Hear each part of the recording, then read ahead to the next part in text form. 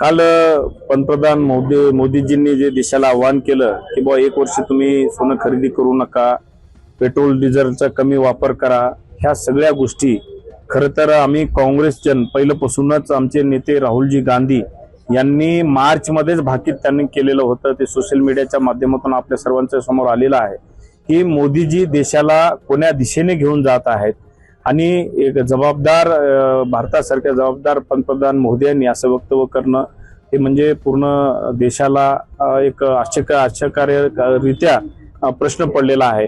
कारण ज्या प्रकारे त्यांनी सांगितलेलं आहे की तुम्ही 1 वर्ष सोनं खरेदी करू नका, पेट्रोल डिझेल वापर कमी करा, याच्यावरून असं दिसतंय की भारत देश आता कोणत्या दिशेने या आगेकूच या ठिकाणी करत आहे। लॉकडाऊन पडण्याची अफवा पसरत आहे आणि त्यांनी सांगितलं ना, वर्क फ्रॉम होम तुम्ही वाढवा, पेट्रोल डिझेल वापरू नका, बाहेर फिरणं कमी करा।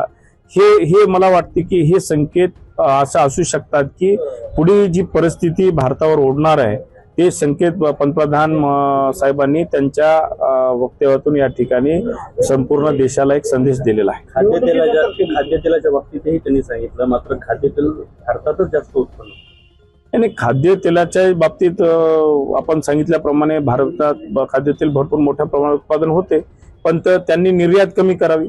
भारतातल्या लोकांना जर बाहेर निर्यात कमी केली तर भारतातल्याच लोकांना खाद्यतेलाची किमती थोड्याशा कमी केल्या तर सामान्य लोकांना थोडंसं सोयीस्कर होईल। निवडणुकीनंतर ही घोषणा केली का?